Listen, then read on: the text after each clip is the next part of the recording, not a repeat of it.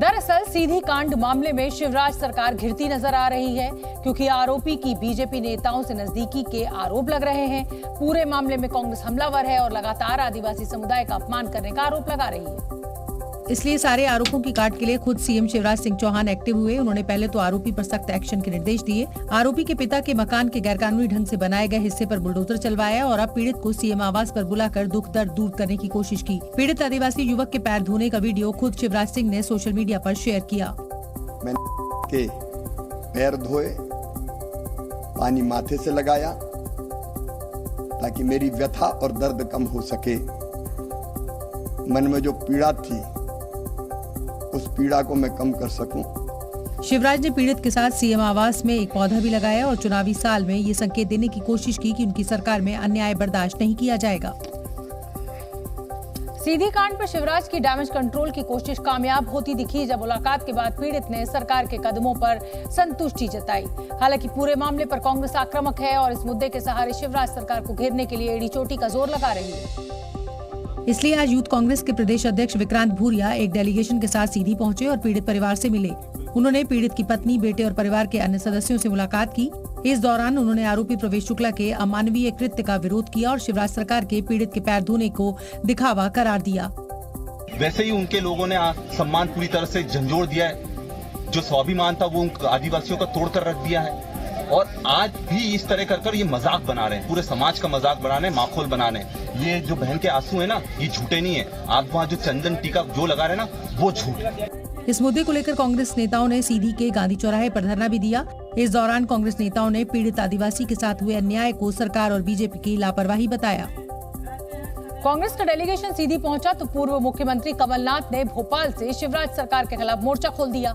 उन्होंने मुख्यमंत्री शिवराज सिंह चौहान पर हमला बोला और पीड़ित आदिवासी के पैर धोने को नाटक करार दिया। शिवराज सिंह जी जितनी नाटक नौटंकी कर लें और अपना पाप 18 साल का पाप धोने का प्रयास कहीं नहीं धुलता। कमलनाथ इतने पर ही नहीं रुके। उन्होंने कहा कि शिवराज का मन साफ होता तो वो कैमरे न लगवाते। आदिवासी समाज देख कभी माफ नहीं करेगा। ये जितने भी पैर धुलवा ले, जितने भी कैमरा सामने लगवा दे, जिसकी आत्मा, जिसका मन साफ होता है वो ये कैमरा से नहीं करते। इस बीच सीधी से बीजेपी विधायक केदारनाथ शुक्ल को पीड़ित पक्ष की महिलाओं का विरोध झेलना पड़ा। दरअसल विधायक पीड़ित के घर पहुंचे थे। उसी दौरान पीड़ित पक्ष ने भारी नाराजगी जाहिर करते हुए विधायक और उसके समर्थकों को चप्पलें दिखाई।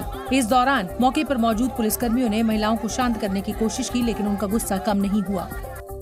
पुणे के मावल में एक संगीन मामला सामने आया है। आरोपों के मुताबिक यहां अंबी गांव स्थित डीवाई पाटिल स्कूल में लड़कियों के टॉयलेट में स्कूल प्रशासन ने सीसीटीवी कैमरा लगा दिया।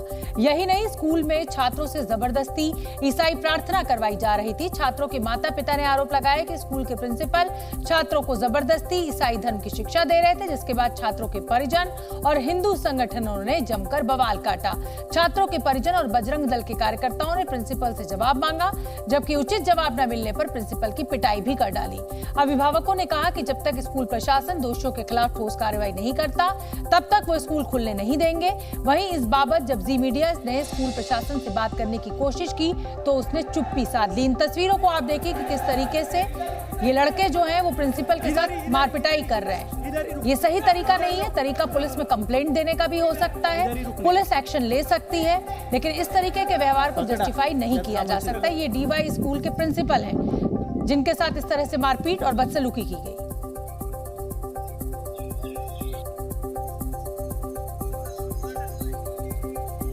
अयोध्या में बन रहे राम मंदिर की सुरक्षा का जिम्मा सीआईएसएफ यानी सेंट्रल इंडस्ट्रियल सिक्योरिटी फोर्स के जवान करेंगे। जानकारी के मुताबिक अगले साल जनवरी में राम मंदिर के उद्घाटन से पहले ही सीआईएसएफ वहां की सुरक्षा व्यवस्था संभालने की पूरी तैयारी कर लेगी। जानकारी के मुताबिक सीआईएसएफ ने राम मंदिर की सुरक्षा का एक प्लान राज्य सरकार के सामने पेश कर दिया है, जिसे मंजूरी भी मिल गई है। सुरक्षा इंतजामों की रूपरेखा तैयार करने के लिए सीआईएसएफ के डीजी और दूसरे अधिकारियों ने बुधवार को राम मंदिर परिसर का निरीक्षण भी किया। राम मंदिर परिसर की फुल प्रूफ सुरक्षा का प्लान बनाने का जिम्मा सीआईएसएफ की कंसल्टेंसी विंग को सौंपा गया है। बताया जा रहा है कि सीआईएसएफ का सुरक्षा घेरा बेहद अत्याधुनिक होगा और उसमें एंटी ड्रोन तकनीक शामिल की जाएगी, ताकि मंदिर परिसर के आसपास आसमान से उड़ते ड्रोन पर नजर रखी जा सके और जरूरत पड़ने पर उन्हें तुरंत मार गिराया जा सके। साथ ही पूरे मंदिर परिसर में नई तकनीक वाले सीसीटीवी कैमरे लगाए जाएंगे और निगरानी के लिए कंट्रोल रूम भी बनाया जाएगा। फिलहाल राम मंदिर परिसर की सुरक्षा का जिम्मा सीआरपीएफ और यूपी पुलिस संभाल रही है। रामलला के साथ साथ रामलला की नगरी की सुरक्षा भी हाईटेक होने जा रही है। सुरक्षा इंतजामों को लेकर अयोध्या के कमिश्नर ने क्या कुछ कहा, वो आपको सुनवाते हैं।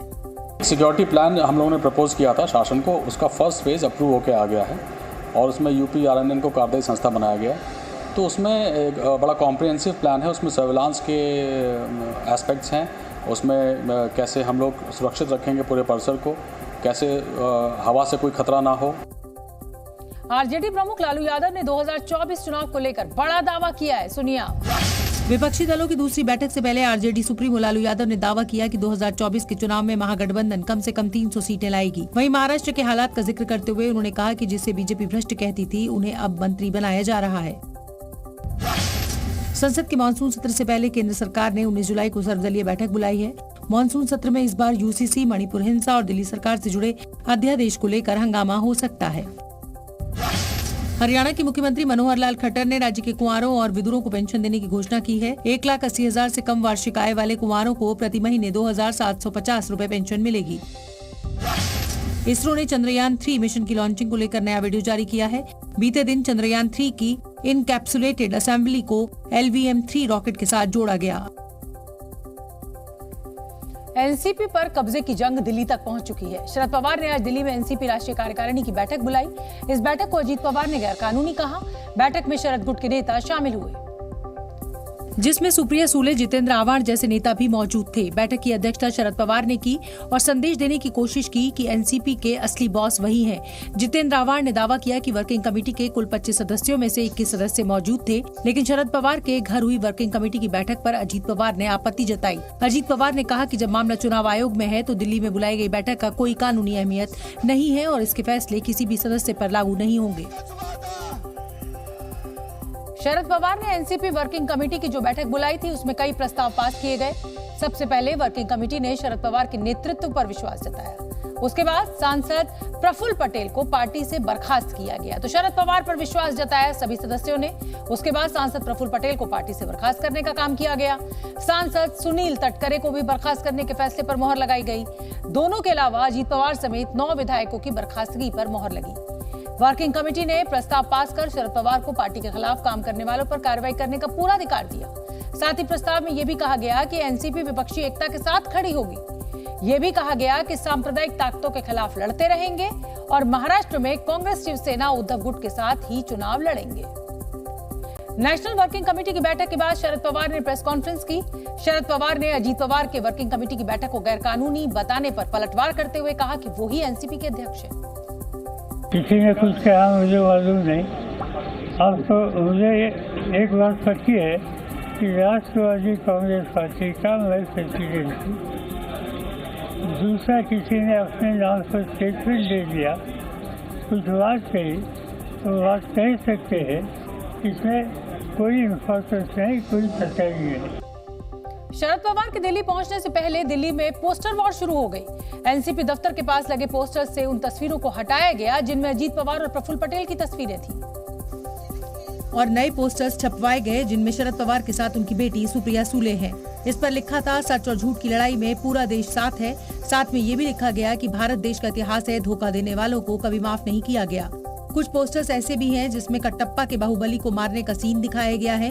पोस्टर में प्रफुल्ल पटेल की तुलना फिल्म बाहुबली के कटप्पा से की गई है। हैशटैग गद्दार के नाम से एक पोस्टर और यहाँ पर लगा है, इसमें से लिख रहा है, सारा देश देख रहा है, अपनों में छुपे गद्दारों को माफ नहीं करेगी जनता, ऐसे फर्जी मक्कारों को। शरद पवार के समर्थकों ने ये पोस्टर एनसीपी दफ्तर के पास मौलाना आजाद रोड सर्किल और जनपद सर्किल पर भी लगाए थे, जिसे नई दिल्ली नगर निगम ने हटा दिया। जी न्यूज़।